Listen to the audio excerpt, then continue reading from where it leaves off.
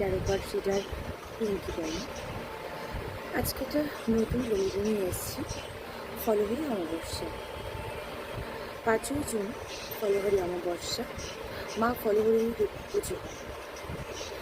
এই দিন আপনারা লাল ফল দান করার চেষ্টা করবেন মাকে।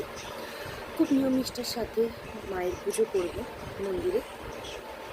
চেষ্টা করবেন মাকে লাল ফল দান করার।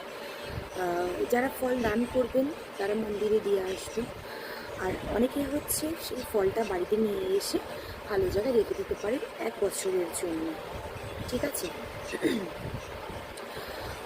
যে কোনো 1 উইশ পূরণ করার জন্য আপনারা ফল দান করবেন, এবং যে ফলটা আপনারা দান করছেন বা যে ফলটা দান করে বাড়িতে নিয়ে আসছেন, ঠিক আছে, সেই ফলটা কিন্তু 1 বছর অবধি খাওয়া যাবে না।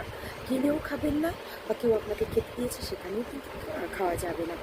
তো 1 বছর যখন পার হয়ে যাবে তারপরে কিন্তু ওই ফলটা আপনারা খেতে পারবেন। আর যারা হচ্ছে বাড়িতে ফলটা নিয়ে আসবে তারা কিন্তু অবশ্যই আপনাদের উইশ যখন ফুলফিল হয়ে যাবে তারপর কিন্তু ফলটাকে বিসর্জন দিয়ে দেবেন। ঠিক আছে? নমস্কার।